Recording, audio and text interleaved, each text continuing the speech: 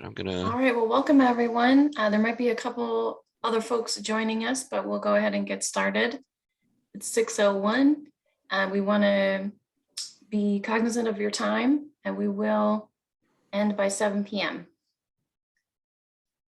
So welcome everyone. My name is Cindy McCabe with the Montgomery County Green Bank. I'm the solar program manager.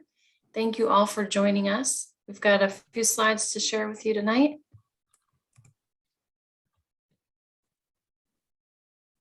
And just so you know you're in the right place, this is a presentation on our new Access Solar program, which is a special financing program for income qualified homeowners installing rooftop solar on their rooftops in Montgomery County. And I'm going to turn the next couple slides over to Tanaya McDuffie. Good evening, everybody. My name is Tanaya McDuffie. I am the Communications and Community Engagement Manager with the Green Bank. So here's our agenda for today. Cindy did the welcome from us and the team. We'll also have a slide so that you can put a face to the name with our team members. We'll talk about what is a green bank, how Access Solar works. So that'll be broken down into a Solar 101. How to go solar, the benefits and the solar co-op and the HOA, solar financials, an example, and then a Q&A session. And then we'll wrap everything up with a slide about taking action and how to sign up to go solar. All right, so here's our team. I believe on the call today, we have Tom, who is our CEO, Cindy, who introduced you all. She's the solar program manager. Myself, Tanaya, and then Josh is also on the call today. He's our administrative specialist. And then we also have our chief investment officer, Steve, our business operations manager, Jean, and then our director of commercial business, Rokas. So if you have any questions or anything you want to ask, feel free to put them in the chat. And then we'll talk about it during our Q&A session. So we'll monitor those as we go along with the presentation. Thanks, Tanaya. That chat box should be down at the bottom of your screen. It might disappear, so you may have to wave your cursor on it to get to chat. But if you have any questions, you can put them down there. Oh, there it is, sorry. There's the arrow. All right, so the Green Bank. So we are a nonprofit mission-driven organization. We're chartered by the county. We're independent 501c3 nonprofit. Our purpose is to accelerate investment in energy efficiency and renewable energy in the county by partnering with the private sector. Our focus is to build a more diverse, equitable, and inclusively prosperous, resilient, sustainable, and healthy community. And we support the county's goal to reduce its greenhouse gas emissions. Thank you so much, Tanaya. Just to speak quickly about the county's goals. I'm a proud resident of Montgomery County, and in 2017, the county passed a climate emergency with a goal to reduce emissions by 80% in 2027 and 100% by 2035. So if you look at the pie chart here, you can see that a lot of emissions are coming from residential buildings and commercial buildings, as well as from transportation. In this presentation, we'll be focusing on residential buildings, switching to renewable energy, and thereby reducing emissions and helping the county get to their goal. If you think about emissions come from the cars that we drive, if they're not electric, if one house goes solar, it reduces emissions equivalent to 2,000 gas-powered cars. But if 40 homes go solar, it makes a bigger difference. So if we all work together, if we all pitch in, we have to do it one building at a time, we can make a difference. So let's talk quickly about how solar panels work. I don't want to take too much time on this. I know some of you may already be experts on solar, but some of you might need sort of an orientation. So this is a Solar 101. So the first thing I want to point out is that there aren't solar panels in the middle of the roof on top of the house because there's a dormer there, that part that stands out. You might have a different type of house. you might have some vents and pipes and chimneys up there. And so in order to figure out how many solar panels go up on your house, a solar installer would take a look and use their software to make a design. So that's always the first step, in figuring out your solar project. You can see that there's an orange line next to the solar panels on one side that's connecting the electricity from the solar panels produced by the sun down to what we call an inverter, which is a large box, usually goes on the side of your house, but it can go inside, and it converts the electricity from the type of electricity created by the sun, which is DC current, over to the type of electricity that you use in your electric panel and in your appliances, which is AC power. That's the brains of the whole solar system. And the electricity then goes to your electric panel, and it will feed whatever in your home is pulling electricity at the time. For example, your refrigerator is usually pulling electricity, but you may have other things turned off. And your solar system is working every day when the sun comes up until the sun goes down. And we all know that there are more daylight hours in the spring and the summer than in the winter. The solar installers know this, and they take this into consideration when they design your solar system. Any electricity that you don't use, for example, what if you're not home on a bright sunny day and you're not using all of the electricity, your solar system is working hard, extra electricity will go through your utility meter.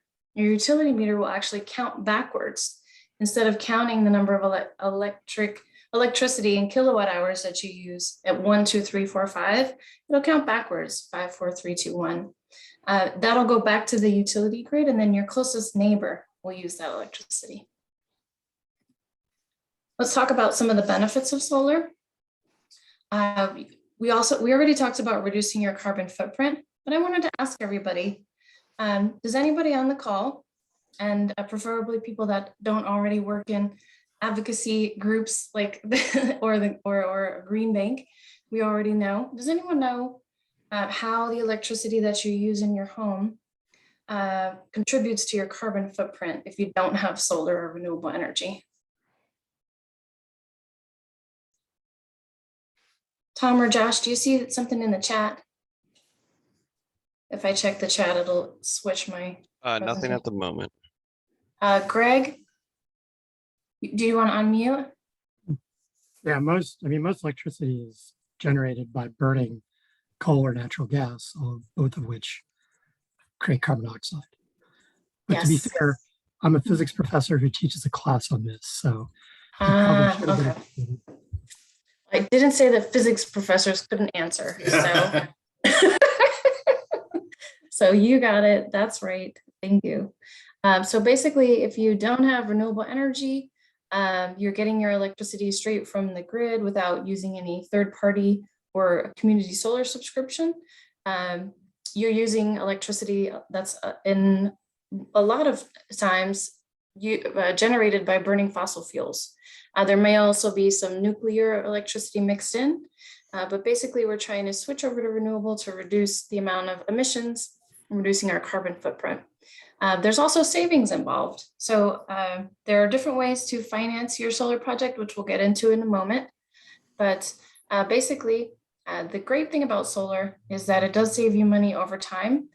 Depending upon which financing option you choose, it might save you more money upfront or more in the long term. There are tax advantages. There's a federal tax credit that's 26% of the total cost of the project for installations that occur this year. So next year it'll switch down a little bit, and solar projects will be a little bit more expensive next year. We have in Montgomery County a solar co-op that helps us get preferred pricing. So that's another benefit. And solar panels naturally just have limited maintenance. You don't have to tune them up or anything like that. There's no oil changes. So let's talk briefly about Maryland HOAs. We've got a lot of HOA homeowners associations in Montgomery County. Maryland has a solar access law that prevents HOAs from denying the homeowners the right to install solar. So if you have an HOA, you can check your bylaws to see if there are any restrictions on where you can place the equipment, but they cannot impose any limitations on you. For example, if your home is best for solar on the front, they can't say you can't put it on the front and then cause you not to be able to put solar on and things like that. This solar access law does not apply in historic districts. So if you are in a historic district, you would know. So if you're not sure, the chances are you're not in that historic district. And then Tom. Great, Cindy, that was excellent. Thanks for walking everybody through. So hopefully everybody's got a little bit of a handle on how the solar works on your home and converts to energy, and how you get yourself off the grid or get some benefits of putting it back onto the grid. But we've been working in this arena for a number of years. We put out a loan financing program that was available to any participant that needed financing in order to undertake a solar installation on their home. But we were also getting a lot of feedback and requests to say, could you do anything in particular to support low, moderate income homeowners in the county, those who might be able to sort of want to do solar, but don't have the necessary resources or could use a little bit of other resources in order to make it happen. So over the last year, we've worked with a number of different stakeholders in the county to help sort of understand what were some of the needs, how we might put a program together. We're not a grant making entity, so bringing grants to the table is not something we can do, but we could provide some other types of benefits by using the resources we have in order to provide some benefits, some subsidy benefits that we can offer, as well as some other financing options that may be more appealing to lower earning households. So we'll be walking through the program. Cindy will come back. She'll talk through what those options are. But basically, we created a program that is available to any household that earns $97,500 or less per year. The standard program we have of our loan financing is still out there and available to anybody. But the things that we're going to talk about today were specialty financing we put in place for households that earn at that amount or less. It's two options that you'll hear. One is an ownership option that helps any homeowner that was looking to buy the panels and put them on their home and get the benefits, or what we call a sort of rental option, which is no money, you don't have to put any resources out. The panels get installed on your home, but you get the benefits of a lower priced cost of electricity from those panels. In both options, you can achieve this without putting any money down. And Cindy will go through how that actually works. But the idea here is to provide some level of benefit. So I think the next slide, Cindy probably says what I just said, which was the two options we have is one is a own your panel system and the other is a rent your panel system. So, okay, so we got one question here that we could probably answer right now. Go ahead. Could you bring that? Let's see what it was. Does this work with community solar? So Cindy, maybe before we, or we can answer it at a later point, but the question is, can you combine community solar with solar on your home? Great question. The answer is yes. So let's talk about the different types of solar. The one we're talking about in this presentation is solar installed on your rooftop. If you have solar installed on your rooftop and it doesn't cover all of your electricity needs, you can also subscribe to community solar system and they don't conflict. Like I said, as long as you're not going over the amount of electricity that you need, and either the solar installer that installs the solar on your roof or the community solar subscriber organization can help you find out how much electricity you need. Another question I get a lot is, can you use either of these two options with a third-party provider through the electric company? So in Montgomery County, we have Pepco, Potomac Edison, and Baltimore Gas and Electric, or BG&E. And a lot of times they have offers for you to get your supply through a third party, which still comes through the utility, line, but you're offsetting some of your electricity to possibly a wind or a solar farm somewhere. And you can actually do all three, excuse me, and they don't conflict with each other.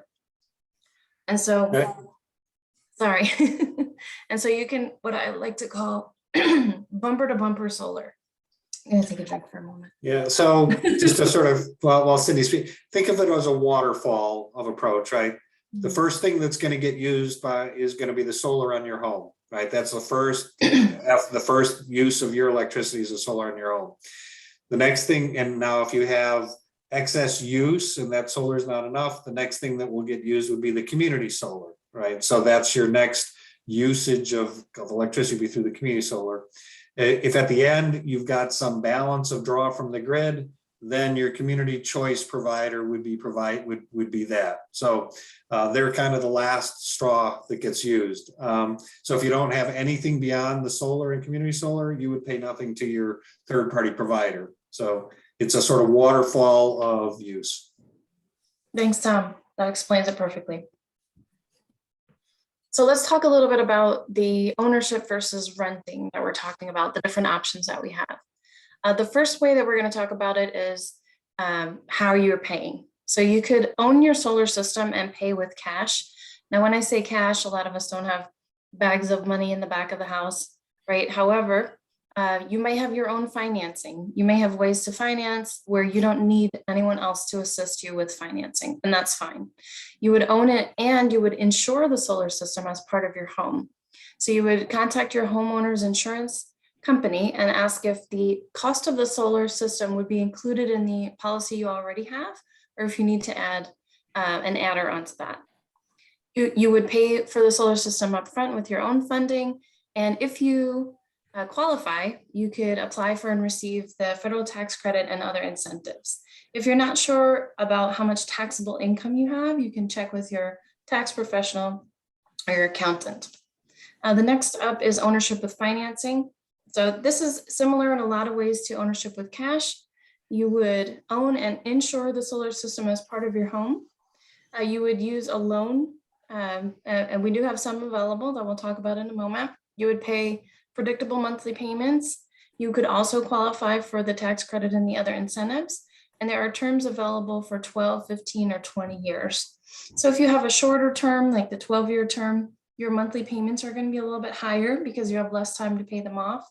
And if you wanted to stretch that loan out a little bit longer, your monthly payments will be a little bit smaller in comparison. And the next option is the rental. It's also called a power purchase agreement, or a PPA. You might hear us refer to it as that. You'd sign an agreement for 25 years with an installer, and the installer will insure the solar system. That's why we keep talking about insurance, because it's a little bit different based on the ownership. You don't have any upfront costs to be paid. And basically the only payment that you have is a lower monthly payment that you pay for the production of the solar system. So let's break that down real quick. Right now, you probably know about how much your electricity bills are every month and every year. You may even have a budget for it.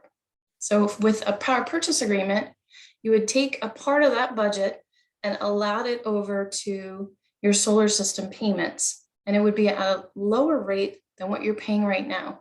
There's also an option to lock that rate in for 20 years. And if you think about it, if you were able to lock in a price of something that has gone up recently, like gas, if you're able to lock that in a while back, you probably would have. So that's kind of the benefit of locking in a power purchase agreement payment, so that you save against the increasing rate of electricity. We'll talk more about that in a bit. Yeah, just stop me if you have any questions, or if any questions come up in the chat. So we talked a little bit about our ownership, so we'll go over how those options come into play with the Access Solar program. We have an upfront subsidy where we take what are known as solar renewable energy credits, or SRECs, and we basically turn them into money for the first 5 years of these credits, and we will pay the solar installer who installs the solar system that amount, and it will lower the amount of the solar system by about 10%. It will vary by your solar system size. And I mentioned that a little bit earlier. The first step is to find out how much solar you would get on your house and how much it would cost. But the subsidy would lower that about 10%, and you don't have to worry about it at all. The solar installer calculates it, lowers down the price, and we send them the money for it. So it's really easy. The next option is a low interest loan if you're interested in financing the ownership. There's also no money down. We partner with a really good credit union called the Clean Energy Credit Union. Interest rates are below the lender's market rate, and the rate is fixed. As I mentioned before, the terms are 12, 15, or 20 years. That's open to credit scores of 600 and above. Anything in Cindy, the chat, Tom? Yeah, just a couple questions there. So the last one was, does the subsidy apply just for those earning underneath 97.5? Yes, so the subsidy is income qualified. The low interest loan is not. And so the low interest loan is available to those that make any amount. It's not income qualified. And it's and the same with being open to credit scores of 600 above. You don't have to income qualify for that. And then the other question was, is the financing available for homeowners that are not US citizens? So the answer is you do not need to be a US citizen to get the loan. It's okay. Thank you, Tom. It's I was trying okay. to think about if the Clean Energy Credit Union required. No, it's not a any kind of citizen. No. documentation. And just so you're aware, the loan too is not secured by the home. It's simply secured by the solar equipment. So it's not additional debt on the home. So if you have a mortgage right now and you can't, this is not a second mortgage. This is a loan that is simply a loan against the equipment. And so if there was ever a problem in paying the loan, they would simply take the equipment back, right? They would not take your home. So just so you're aware of that. And if you have the wherewithal to prepay the loan, you can prepay it at any time without a penalty. So there's no other penalties associated with the loan. Thank you, Tom. A couple things to add. Even if you own the solar system and you are insuring it yourself, the solar systems do come with warranties, both on the equipment and on the installation. So that varies from solar installer to solar installer. So when you have a conversation with a solar installer, and we'll get to how to do that in a moment, you can ask them, what are your warranties for the equipment you're putting on my home?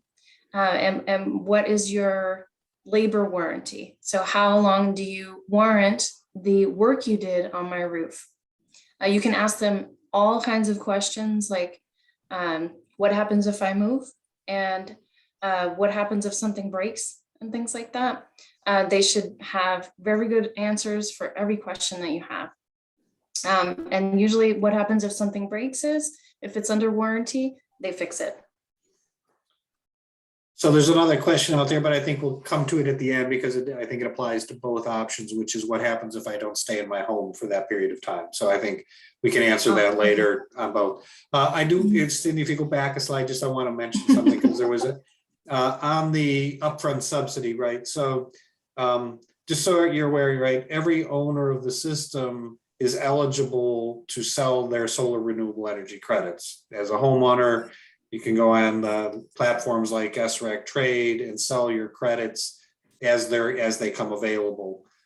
So what we're doing for the low moderate income households here is we're basically saying, rather than you wait for that monthly or quarterly or annual payment to come in, we're going to pay you 5 years of that upfront, and then we'll take the risk on the production of the system and the price of those SRECs in order for that upfront to be used upfront. Any other homeowner that may not be available for this, they still get the ability to get those solar renewable energy credits. You'll just get them in increments over time. So just to be clear. Perfect. Thank you, Tom.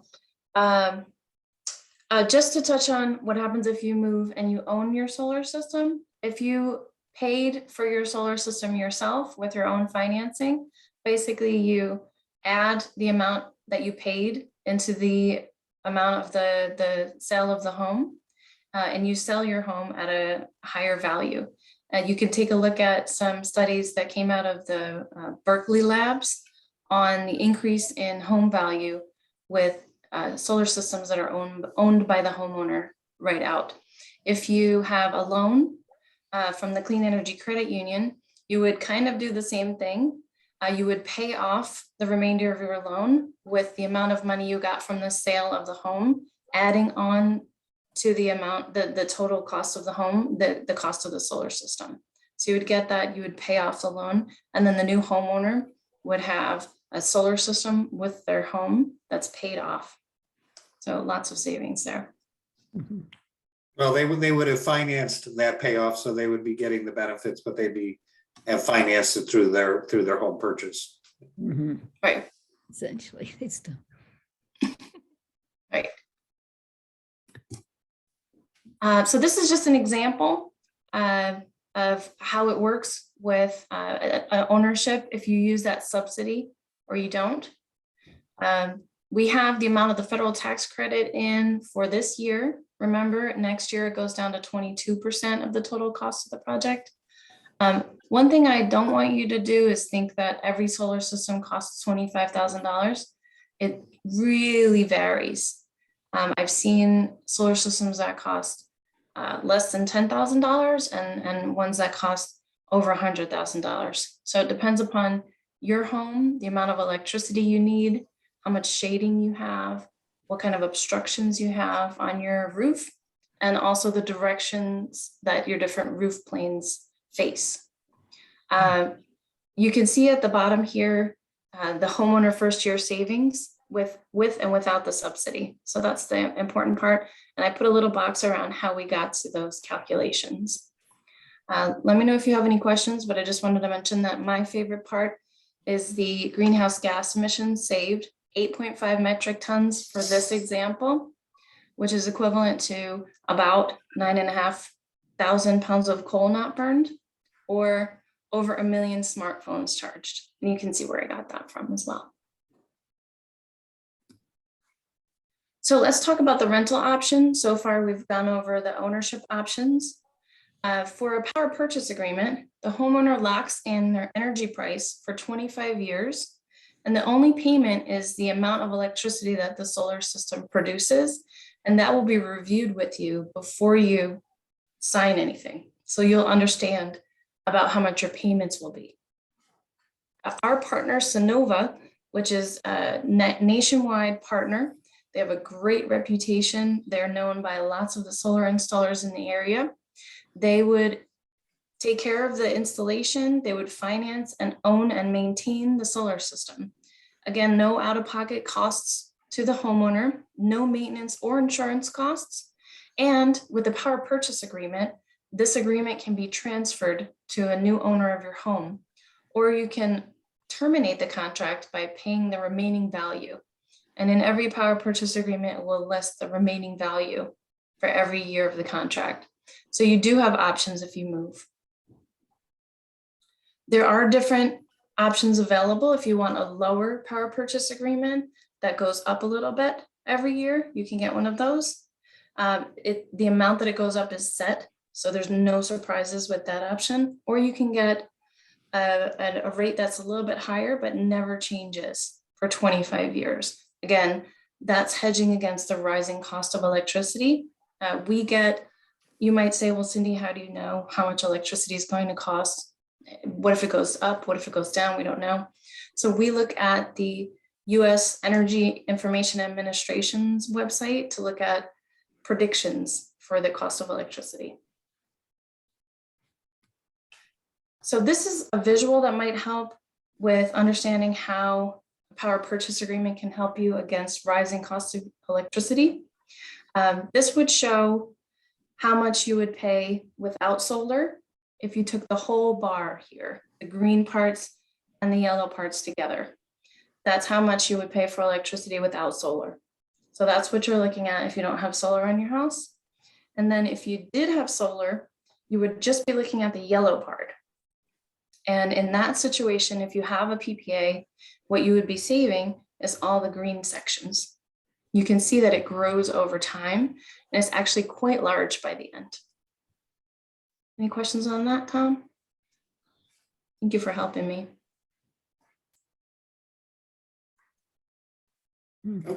Not just yet? Okay. No, I didn't see any questions out there for this. So the one thing, maybe just to answer on this one, Cindy, the question of what happens if at the end, if someone were to leave before the end of the PPA, just answer that. 'Cause that was Sure. tied to that. Sure. So there are transfer options in there.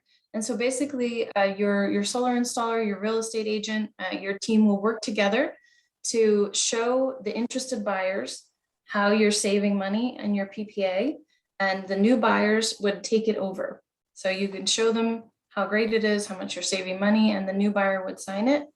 You might say a question I hear a lot is, what if the new buyers don't like solar?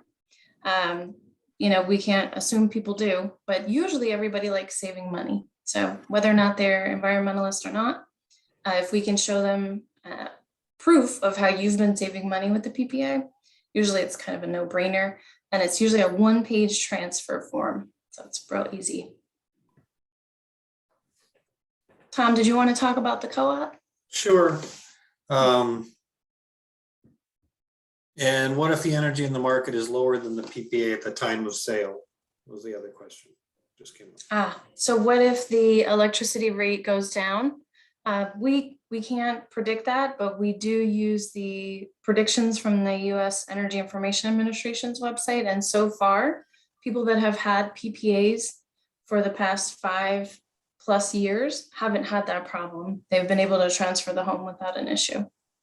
We are working on an option that might be coming in the future where we could figure out the utility rate versus the PPA rate, but it's not available just yet. But that's a very good question. How do we predict the future, right? Did you want to add anything on to that, Tom? No, so the current two options that we have, one is that you can start out at a price below what the current price that you're paying for electricity. And then as Cindy's chart was showing, it's at a maximum 1% escalator, and utility prices have been growing at more than that. So that, that differential grows because of the change in utility prices. The other option is you can lock in a price for 25 years at the same price today for that whole period. So any increase in utility price is going to be, the benefit of that differential. So, people like to play a little bit with that in terms of, I'd like to start out lower and take the risk that, that escalator is a lot less than where the market's going, or let me lock a little bit higher today and not worry about it for 25 years. So those two options exist, and hopefully soon we'll have a third option that provides even a better match against electricity prices. Right, Tom, just to add a couple things to that. So if you did choose a rate that followed the utility rate in some way, if the utility rate went up a lot, that actually happened in Massachusetts when they closed their nuclear power plant, the utility rate skyrocketed. So if you chose an option that followed the utility rate and the utility rate went up a lot, you'd actually be better off with one of the options that we have right now. Right, so there are different options based upon your preference, and the solar installer will go over that with you. Also, I'm a Pepco customer, and I know that Pepco and BGE are about to raise their rates because they sent me an email to let me know. So I do know that that's coming, but that's always a great question that always comes up. So thanks for that. All right, and the last piece here is just to sort of make you all aware of the opportunity that exists out there that the county makes available on an annual basis. They're in their current period of having, folks who are interested sign up, but they run a solar co-op or cooperative in which the objective is that more people that sign up, the solar installers know that they have a sort of ready market to go and sort of market the solar to, and because that a lot of what the solar installers have is, a lot of their costs is based on business development, or going out, knocking on doors, getting people interested. They see the co-op as a way to create an automatic list of people that are interested, and so it can reduce their business development costs, and for that they bring a pricing benefit to those who participate in the co-op. So that co-op is open right now. No, it's not full. It's available. I see that question popped up. And that would apply to the co-op that closed last year, last August. They're right now in the sign up for this co-op year, which will be open through August. So you can sign up online, and they're taking those they're taking those signups right now. There's no obligation. You sign up. It's a way for you to sort of identify that you're interested. The solar installer will come out. They'll assess your property for solar panels and what the production is. And they'll talk to you about the different options of what Cindy's gone over. How can you pay for it with cash? What financing available? If you want to use a power purchase agreement, they'll walk through all of that with you so that you know what your options are. And if at that point you're interested and you can execute that contract with the solar installer, and then you're off and running. You'll get it implemented, and you'll either buy it with cash, or you can use it with financing, or you can enter a power purchase agreement. So the co-op is open now, and if you're interested, it's a great time. Again, you sign up. There's no obligation that you have to take solar, but it's a good way to get an assessment of your building and your property about what the potential is. Was there another slide then, Cindy? Oh, the benefits. I think so I think I covered this without knowing what was coming next. But again, the RFP's gone out and an installer's been selected. So Sustainable Energy Systems. So they've now identified what their pricings will be. They bring the equipment. They'll talk to you about what the warranties are. They do the monitoring of the system so that they can see if it's working, and if they see that there's something that's not working, they're out there fixing it to make sure you're getting the best production possible. And the RFP and the selection approach, the selection was done by the current cooperative members that signed up. They made the selection, so they've already voted for that for any of the future co-op participants. So Cindy, I'm going to let you do the solar panels damage the roof in any way. I'm going to pass that to you. Sure. So that's another great question. If you have an asphalt shingle roof, a pitched roof, the solar panels do need to be lagged into your rafters. So they do penetrate your roof. Usually the amount of penetrations, if you compare to when they actually install your shingles, they usually put anywhere like up to 40 nails on your roof. And then when they install a solar system for that same size roof, it might be 10 perforations. The solar system has to be connected to the rafters of the house, so not just the outer layer.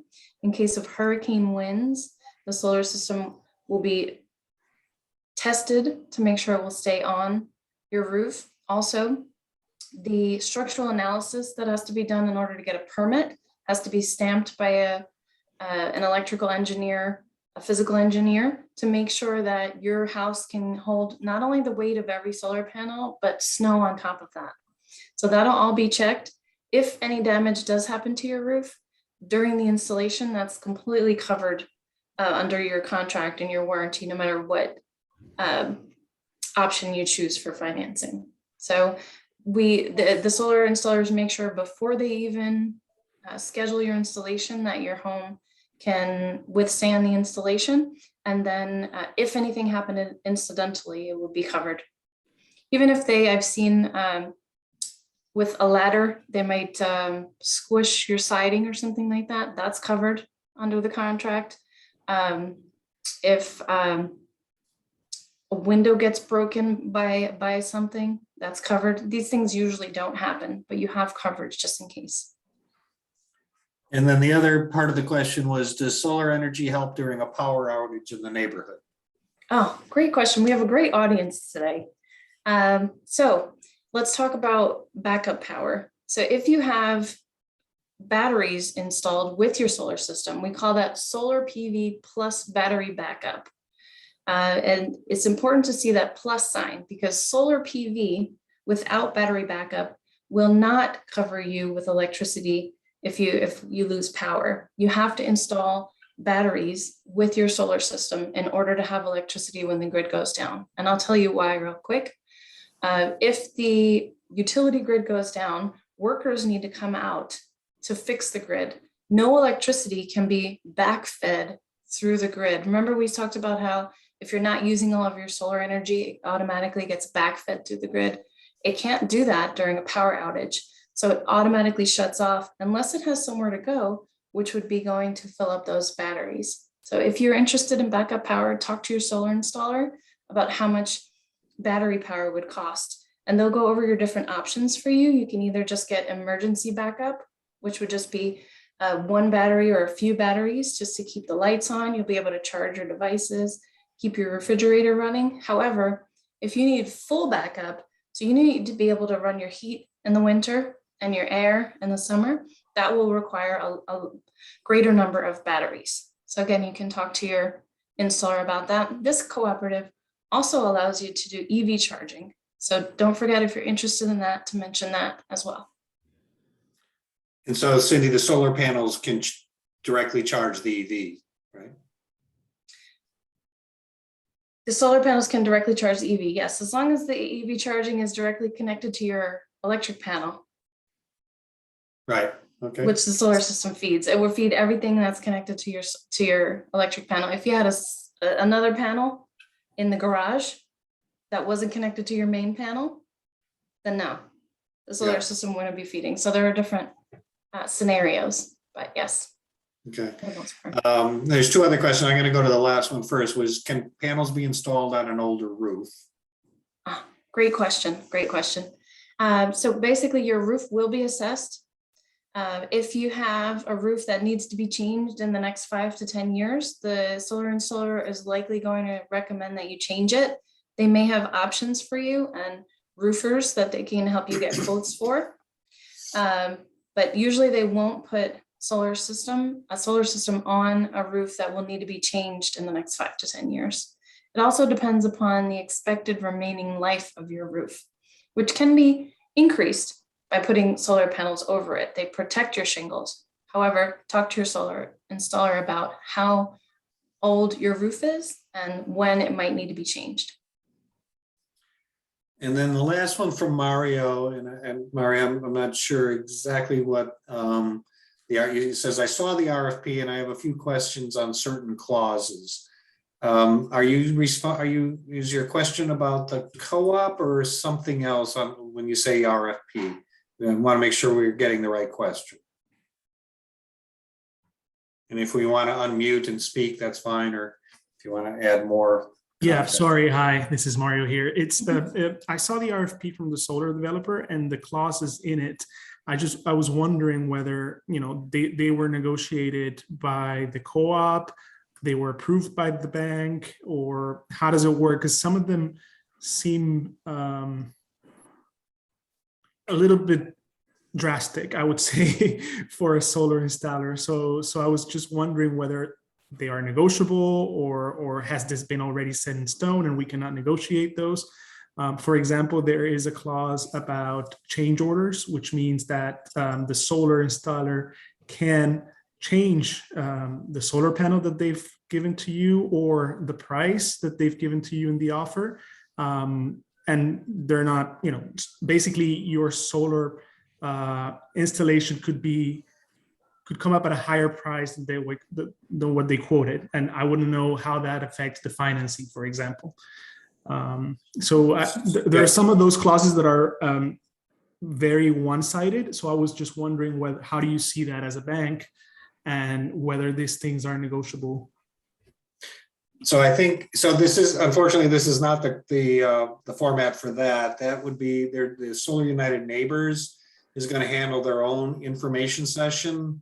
And they're the party that selected with the co-op owners, the co-op members that signed up, the solar installer. So it's best to attend that info session and be able to answer that question, because that contract negotiation was between the Solar United Neighbors and that installer. So unfortunately, we don't have access to that, or we were not participant in the selection of the solar installer.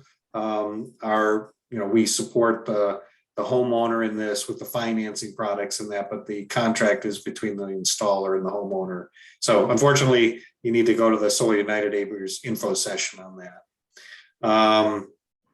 And as to how it impacts the financing, The financing is going to come once the contract is completed and the amount of is there. If there is a change order, then that could get refers to the lender, and then the lender can look at changing the size of the loan if it's necessary in order to support that change order. So that's between you and the lender to make that adjustment. But the questions you're asking, you're best to go to the Solar United Neighbors info session.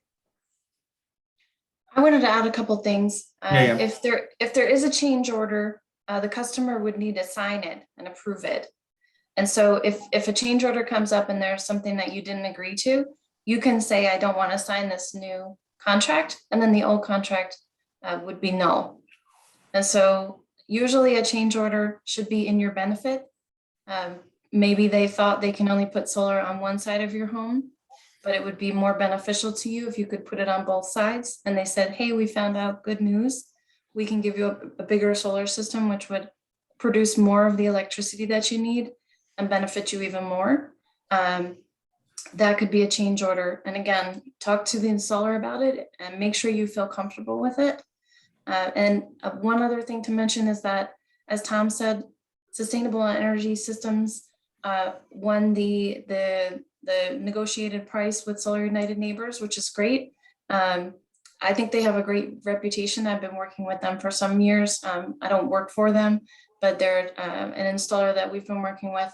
However, if for some reason you would choose not to work with that installer, you can contact another local installer and ask us about using our options with them. So you're not locked into that. Although for myself, I would use the co-op just because of the all of the due diligence that they've done. They've done all the behind the curtains work. They've been doing this for years, so they know what they're doing. Basically, I would say I would trust them. So more great questions. If a roof needs to be replaced, can that expense be part of loan for installation? Great question. For the Clean Energy Credit Union, if you need to replace an entire roof, you can't roll it into the solar loan, but if it's a partial roof replacement, you can.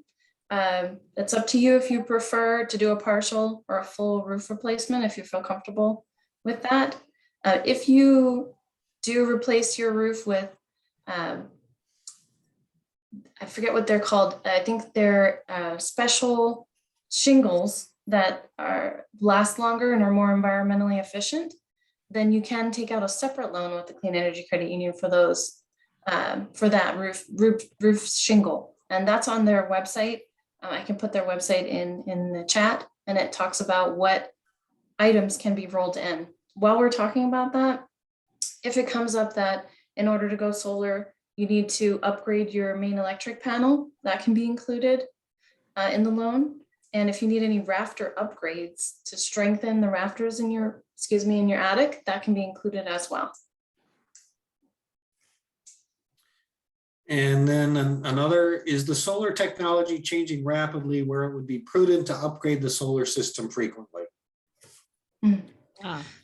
Great question. Another sort of crystal ball question. So what I can talk to is what's been happening.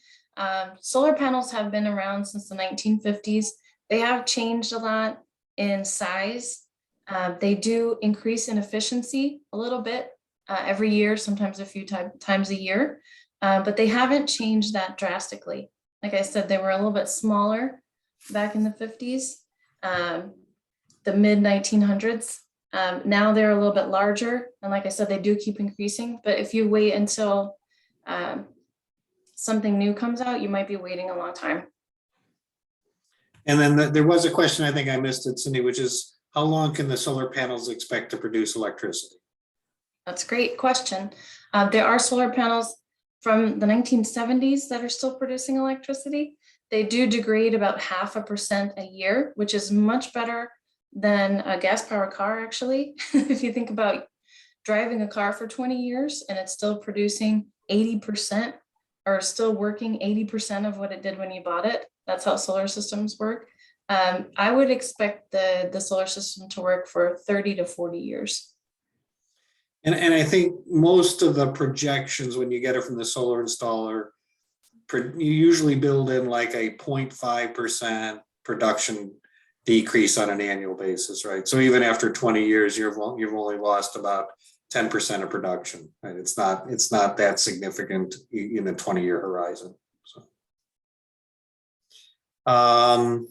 And can the clean energy credit offer full banking services? I can answer that. Yes, they can. You can sign up and it's just like any other financial institution. You can open a checking or savings account with them as well. You do need to become a member in order to get the loan, but that's I think a $5 or $10 deposit. $5. $5 deposit to open up to become a member. That's it. But you can certainly use them for other full banking services. And then Cindy, the other question is, can insulation be included in the loan as well? I'm assuming that's roof and ceiling insulation. That cannot be included. However, we have a program that actually just got taken over by the Maryland Clean Energy Center, where you can finance an insulation and other energy home upgrades projects. And that's at cealoan.org. You can find more about that, but it would be a separate loan. Also through the Clean Energy Credit Union. and just to reflect on that, it's often important, for those who might not have looked at what your energy efficiency is in your home and whether there's leakage going on, insulation would be a benefit. It's often good to go about doing that so that then your electricity consumption is lower and your solar panels might not need to be sized as much either. And as Cindy said, if you go to the clean energy, the cealoan.org, the utilities do provide incentives to actually cover a lot of the costs of insulation. If you do a whole home installation, you can get up to $7,500 of it paid for from the utilities. So if you're thinking that way, it's worthy going out and looking at those programs. There's home performance with Energy Star contractors that do just that with energy efficiency. They'll evaluate your home, they'll tell you what the price tag is, and they'll bring those incentives to you so that they'll reduce your cost right there, right up front. So it's a good program. It's separate from this solar program, but highly worth looking at. Thanks. I think we got all the, Josh, do you see any questions we missed? I think the only one that I saw was about whether the slideshow will be available after the meeting. Yes, we can send this out to you all. We'll also have a recording of it, but we have your emails and we can distribute the slideshow. That's not a problem. Thank you. Here's the link to sign up for the co-op. I'm going to put that in the chat. This is the take action part here. Let's see if I can copy that. When you sign up for the co-op, there's a box that says, if you'd like to, you can check the box to say that you earn equal or less than for total household income, 97,500. That will unlock some of the excess solar options for you. It's an optional question, so it's not required to answer to be part of the co-op. But if you are eligible and you check that box, then the solar installer will be able to talk to you about the excess solar options. If you don't check it, they can talk to you about the standard loan financing that they or us offer. So thank you. I'm going to stop sharing so I can put that link in the chat for everybody. Thank you. And we'll stay here and answer the rest of your questions.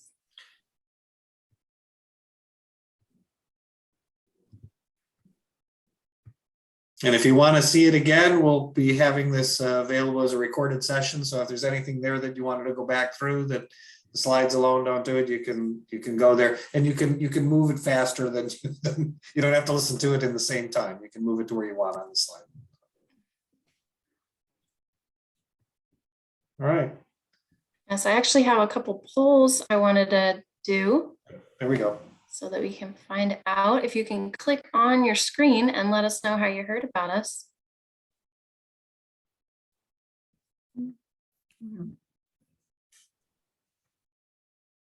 Did that pop up, Tom?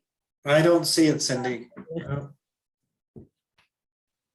It just popped Anything up for now? me. Did it pop up, Josh? I see it now, yeah. Oh, okay, I might not see it. Maybe it goes to, maybe the others are seeing. Are others seeing it? Yes. Okay, cool.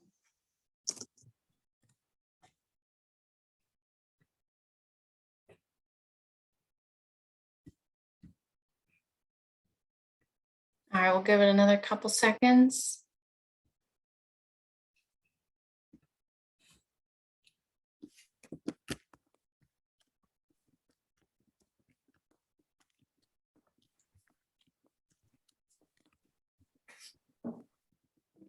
All right, it looks like the faith communities are coming in really strong here, which is wonderful. We do a lot of work with Interfaith Power and Light, Montgomery County Faith Alliance for Climate Solutions. So just wanted to say thank you to all of those folks, if any of them are joining us tonight, as well as Bethesda Green and the other advocacy organizations. If you haven't already, take a look at the link that I put in the chat. This is the Take Action link to sign up for the co-op. So you can copy it and paste it into your notes. If you wanted to take a look at it at another time, that's fine. And then let's see if we have a moment for another question. Let's see here. This one I think might be my favorite.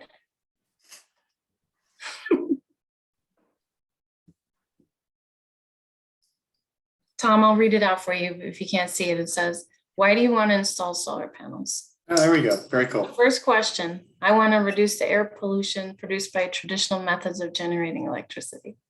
The second one, I want to use a renewable form of energy for my electricity. The third one, I want to save money on my electricity bills. Fourth one, I want to get solar with battery backup power in case the electricity goes out. And the fifth one, I want to be cool and have solar like my neighbors and friends. Which one did you pick, Tom? I want to be cool. Great, great. You're already cool, Tom. Let's go ahead and give it another second.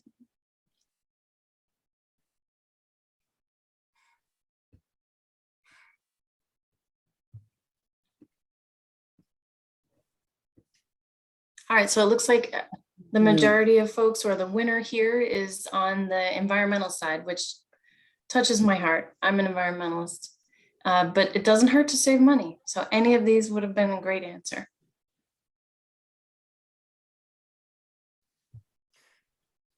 All right, I got a direct question here.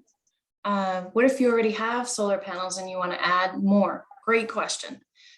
What I would do, if the company that installed the original solar system is still around and you're able to contact them, I would contact them, because their equipment is already on your home, their inverter is already on there, and they would be able to connect to it if possible.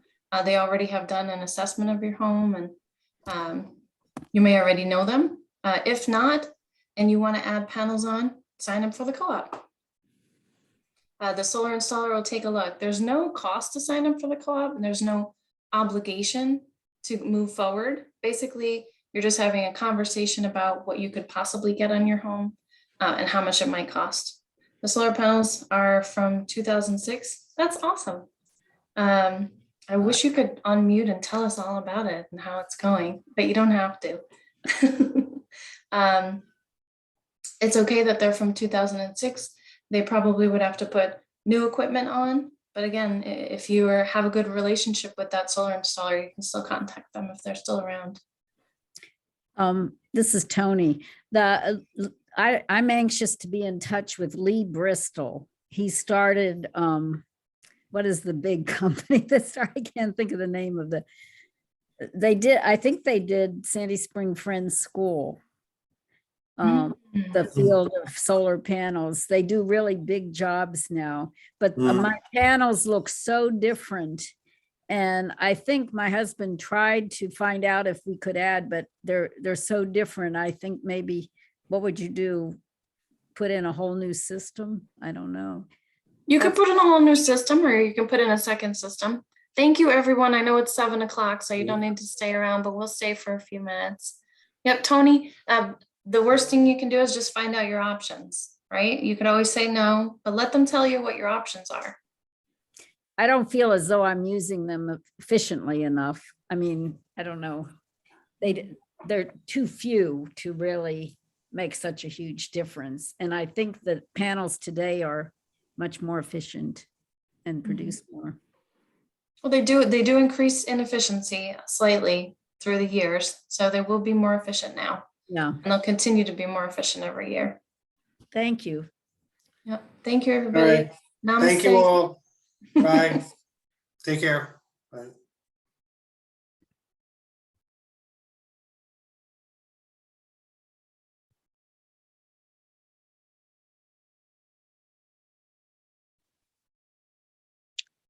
I'm just waiting for you to end the meeting, Cindy, just to make sure. Oh, sorry. I thought you had to end the recording first. No, it's I always wait because I did that one time and I didn't save. So I always Oh, wait. okay. It always does it when the meeting ends. So I'll just cut it Okay. off when I upload it. Okay. Thanks. Thanks, Yep. Sanaya. Thanks, Josh. Yeah, great Bye. job. Thanks.